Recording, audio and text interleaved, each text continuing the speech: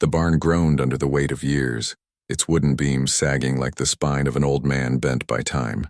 Dust motes danced in the slivers of sunlight piercing through the cracks in the walls, illuminating the golden hay that carpeted the floor. James knelt, his fingers brushing against the coarse strands, his breath shallow. He had inherited this place from his grandfather, a man he barely remembered, and now as he sifted through the hay, something hard and unyielding met his touch. His heart quickened.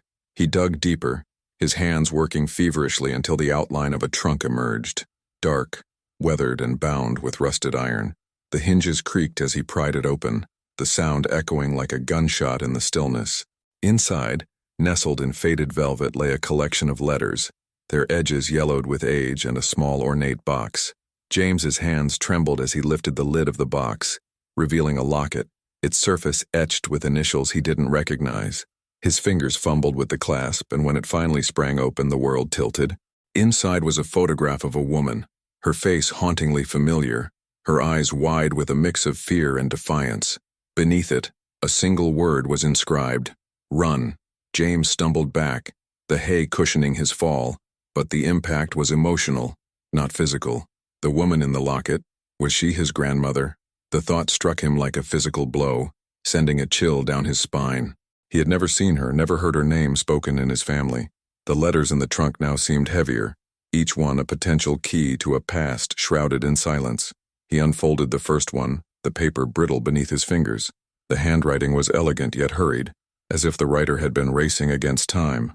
"My dearest," it began, "if you're reading this, it means I didn't make it. They're coming for me. Don't trust anyone." The words blurred as tears welled in James's eyes. Who was they? And why had his grandfather never mentioned this? The barn seemed to close in around him, the shadows lengthening as the sun dipped lower. He reached for another letter, this one stained with what looked like dried tears. "I've hidden the truth where no one would think to look, in the hay and the trunk. But if you're here, it means you've already found it. Be careful, my love. The past is a dangerous place." James's mind raced. His grandfather had always been a man of few words, his stories clipped and incomplete. Now James wondered if those silences had been deliberate, if they had been meant to protect him from something, or someone. He stood, his legs unsteady, and walked to the far corner of the barn, where a stack of old newspapers lay untouched. The headlines screamed of disappearances, of whispers of a secret society that had once thrived in the town. One article, dated decades ago, caught his eye. "Local woman vanishes without a trace." Below it, a photograph of the same woman from the locket, her name listed as Eleanor. James's breath hitched. Eleanor. The name echoed in his mind, a ghost from a past he was only just beginning to uncover. The barn door creaked open and James spun around, his heart pounding. A figure stood silhouetted against the fading light, their features obscured. "You shouldn't have dug that up," a voice said, low and menacing. James's blood ran cold. The past wasn't just a story, it was alive, and it had come looking for him. The figure in the doorway didn't move, a statue carved from twilight and menace. James's mind, a whirlwind of Eleanor and cryptic letters, seized on the voice. It was gravelly, ancient, like stones grinding together at the bottom of a river. "You shouldn't have dug that up." The words weren't a threat, they were a verdict. James's survival instincts screamed at him to run, but his legs were rooted to the spot. His gaze locked on the silhouette. He clutched the locket in his hand, its cold metal a small, sharp anchor in a sea of terror. The woman in the photograph, her eyes wide with a fear he now understood intimately, seemed to stare right through him, into the man blocking his only exit. "Who are you?" James managed, his voice a dry rasp. The question hung in the dusty air, fragile and foolish. The man took a slow step forward, his heavy boots crunching on the hay-strewn floorboards. The movement was deliberate, predatory. As he entered a shaft of dying light, his features resolved into a map of hardship and suspicion. He was old, perhaps in his late 70s, with a face like worn leather and eyes that held no warmth, only a deep, weary vigilance. He wasn't carrying a weapon, but his presence was more menacing than any gun. He was the keeper of secrets, and James had just broken into the vault. "That trunk," the old man said, his gaze flicking to the open box on the floor. "It was meant to stay buried. Some graves are best left undisturbed." The word, grave, sent a fresh jolt of ice through James's veins. He looked from the man back to the letters scattered at his feet. "They're coming for me, don't trust anyone." This man, was he one of them? Or was he something else? A warning? A consequence? My grandfather, James said, his voice gaining a sliver of strength. He left this place to me. He never mentioned any of this. He never mentioned her. He held up the locket, the tiny face of Eleanor catching the last of the light. The old man's eyes softened almost imperceptibly, a flicker of something ancient and sad crossing his features before the hardness returned. Your grandfather was a good man trying to survive a bad time. His silence wasn't a betrayal, son. It was a shield. For you. For everyone. He gestured with a slight nod of his head toward the open barn doors, an invitation that felt more like a command. Come. You've opened the book. It's only right you learn how to read it. There was no choice. James followed, his body moving on autopilot, his mind reeling. The air outside was cool and carried the scent of damp earth and impending rain. The old man led him not toward a house but toward a small, overgrown cemetery at the edge of the property, nestled under the boughs of weeping willows. It was a place James had never noticed, swallowed by neglect and time. The old man stopped before a simple weathered headstone, its inscription nearly erased by the elements. He knelt, his knees cracking in protest, and wiped away the moss and grime with a gloved hand. As the letters emerged, James felt the ground shift beneath him. It wasn't Eleanor's name, it was his grandfather's, but the dates were wrong. The date of death matched the year James was born, but beside it another name was carved, smaller, as if an afterthought. Eleanor. I was your grandfather's best friend, the old man said, his voice low and heavy with the weight of memory. My name is Arthur, and that woman in the locket, she was my sister. James sank to his knees beside him, the damp grass soaking through his jeans. The world had tilted on its axis again. This wasn't just a story about a forgotten grandmother. It was a story about two families, intertwined by a tragedy that had shaped the very soil he stood on. They weren't a secret society in the way you're thinking, Arthur continued, his gaze fixed on the headstone. Not with robes and strange rituals. They were the town's founding families, the ones who owned the mills, the banks, the law. They controlled everything, and Eleanor, she found out their secret. It wasn't about money. It was about bloodlines, about something they believed gave them the right to rule this place. She was going to expose them. Arthur reached into his coat and pulled out a small, leather-bound journal. It was identical in style to the letters in the trunk. Your grandfather didn't just hide her letters. He wrote his own. He knew I'd come for you one day if you ever found that trunk, he made me promise. He handed the journal to James. He said you had a right to know, but he also said knowing would put a target on your back. The families are still here. They're quieter now, but they never left. They just watch. With trembling hands, James opened the journal. The first page was in his grandfather's familiar, blocky script. To my grandson, James. If you are reading this, it means my silence has failed. Forgive me, but know that I loved you more than the fear that ruled my life. The truth is in these pages, but so is the danger. What you do with it is your choice, but choose wisely. Below the note was a hand-drawn map of the town, with several locations circled in red ink. One of them was the town's old abandoned library. The library, Arthur said, noticing where James's finger rested. That's where Eleanor hid the proof, the original documents. The families never thought to look in a place full of words. They were looking for gold, for land deeds. She hid it in plain sight, but it's not just documents, there's something else. Something she called the Vortex Atlas. I never knew what it was. She said it was the key to everything, the pattern that connected all their secrets. Your grandfather believed it was real. James closed the journal, his mind a maelstrom of names, dates, and impossible revelations. His grandfather, a silent hero. Eleanor, a courageous martyr. And Arthur, the lonely sentinel who had carried this burden for decades. The past wasn't just a story. It was a legacy of courage and fear, and it had just been passed down to him. He looked at Arthur, the old man's face etched with a lifetime of grief and resolve. The rain began to fall, soft at first, then harder, washing over the headstones as if the sky itself was weeping for the secrets long buried. The journey was just beginning, and James knew, with a certainty that chilled him to the bone, that finding the Vortex Atlas would not just uncover the past, it would determine his future. The rain had softened to a persistent drizzle by the time James's old pickup truck crunched to a stop in the overgrown lot behind the town's abandoned library. The building was a skeleton of its former grandeur, a Gothic monstrosity of granite and stained glass that had been left to decay for half a century. Vines crawled up its stone walls like grasping fingers, and the great arched windows were boarded up, their eyes blinded to the world. It was a tomb, and James felt like a grave robber as he shouldered his backpack, the weight of his grandfather's journal and Eleanor's letters a constant, pressing reminder of his purpose. Arthur had remained at the cemetery, a solitary figure under a weeping willow, his parting words a solemn warning. The building remembers. Be careful what you wake up. A rusted padlock hung from the service door, but it was old and brittle. With a sharp tug from a pair of bolt cutters he'd found in the barn, it snapped open with a dull clang that echoed in the oppressive silence. The door groaned in protest, revealing a cavernous darkness that smelled of rotting paper, damp stone, and the dust of forgotten stories. James switched on his heavy-duty flashlight, its powerful beam cutting a clean white path through the gloom. The main hall was breathtaking in its desolation. The ceiling soared 3 stories above, a collapsed masterpiece of plaster and ironwork. Bookshelves, once towering and proud, now leaned at drunken angles, their contents spilled across the floor in a tide of moldering literature. His footsteps were the only sound, each crunch of broken glass and brittle paper a thunderclap in the stillness. He pulled out his grandfather's journal, the map feeling like a treasure map to a cursed island. The red circle encompassed the reference section on the 2nd floor, a place marked Local History and Genealogy.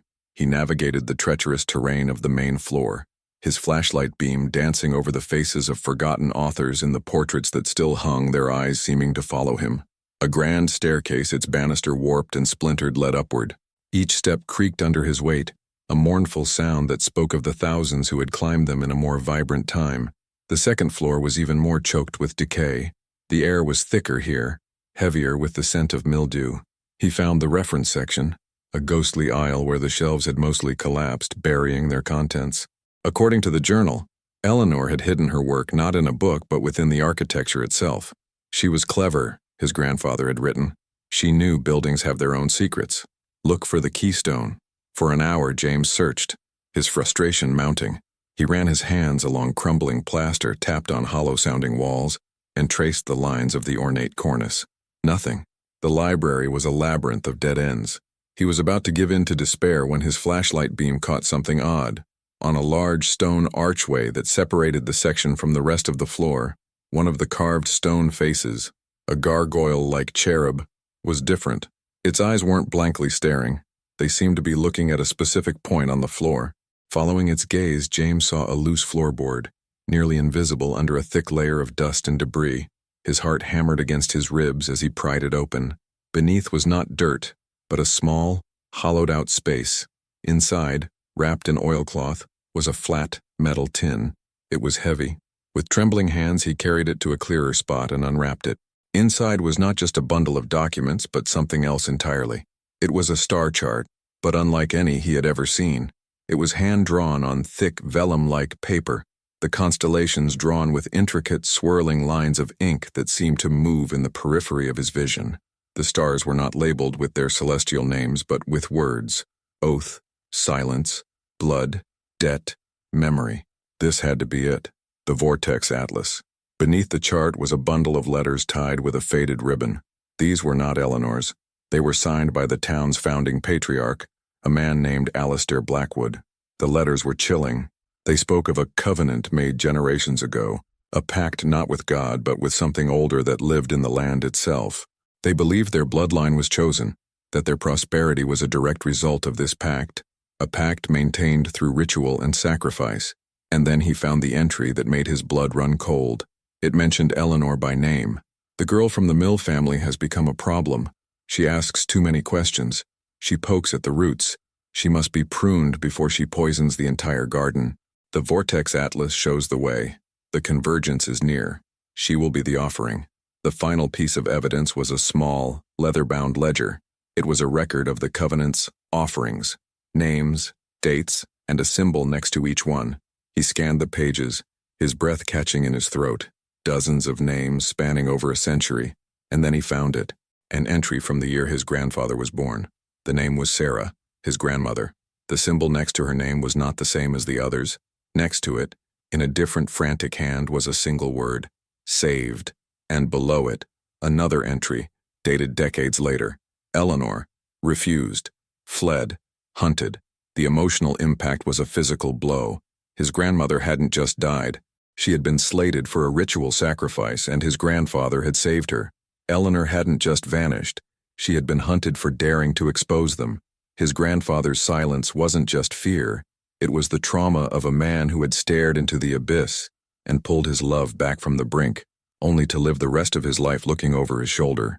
He understood now why his grandfather had been so quiet, so guarded. He wasn't protecting a secret. He was protecting a wound that had never healed. As the realization washed over him, a sound from below shattered his focus. It wasn't the creak of old wood or the scuttle of a rat. It was the distinct metallic click of a door latch. The front door. Someone had just entered the library. He wasn't alone.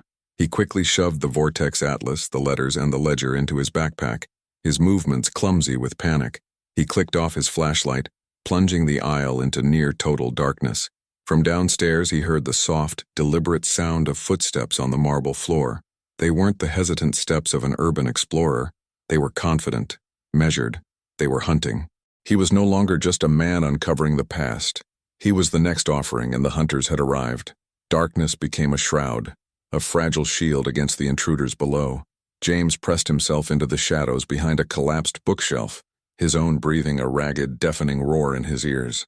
The footsteps on the marble floor of the main hall were unhurried, patient. They belonged to people who knew their prey was cornered. There were at least two sets, their rhythm syncopated, a professional sweep. Panic was a cold serpent coiling in his gut, but his grandfather's words, a lifeline thrown across the decades, cut through the fear. Choose wisely. Running blindly was a choice, but it was a fool's choice. He had something they wanted, something they had killed for. That was his only leverage. He risked a peek over the wreckage. Down below, two figures moved with an unnerving grace, their forms barely silhouettes in the ambient gloom from the boarded windows. They weren't carrying flashlights. They moved as if they belonged in the dark, as if the library's layout was imprinted on their souls. One was tall and lean, the other shorter, stockier. They didn't speak. Their communication was a silent, terrifying ballet of intent. They were methodically checking the ground floor, and soon they would come upstairs.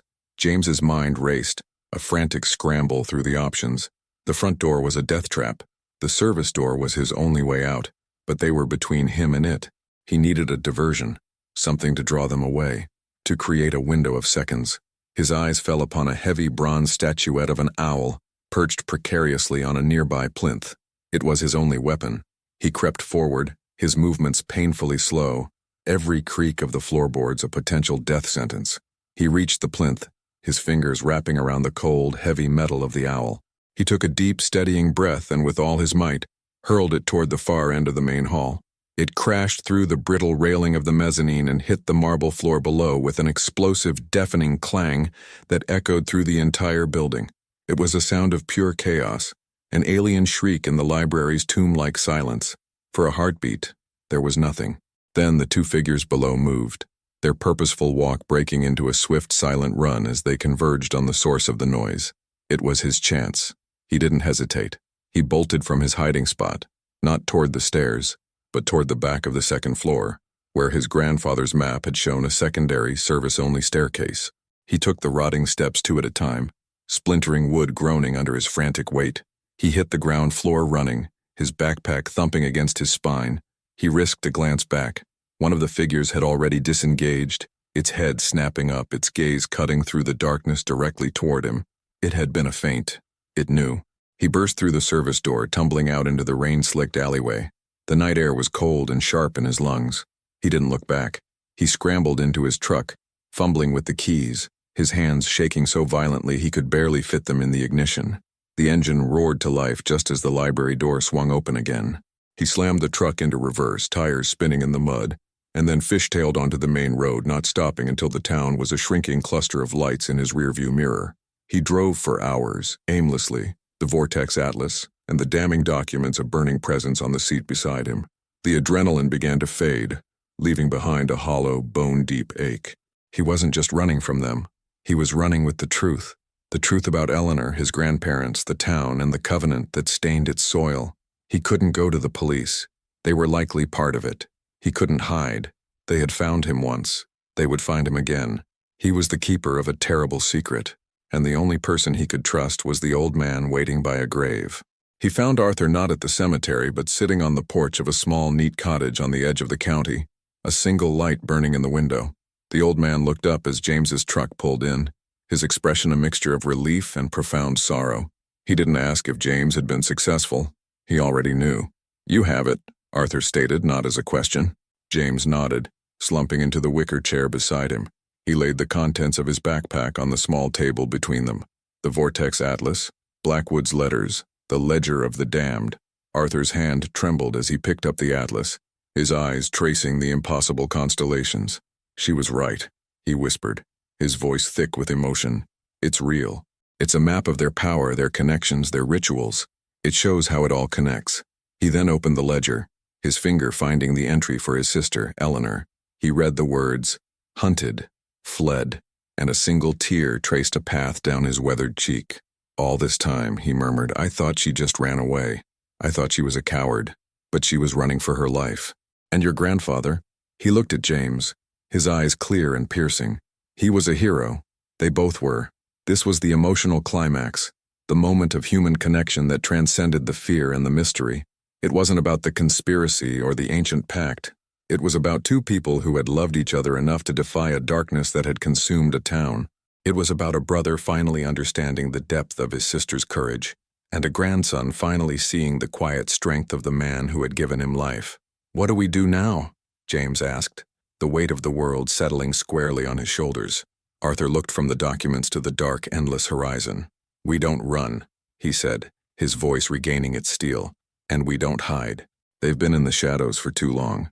Your grandfather chose silence to protect you, but now that you know silence is the most dangerous choice of all, we use this.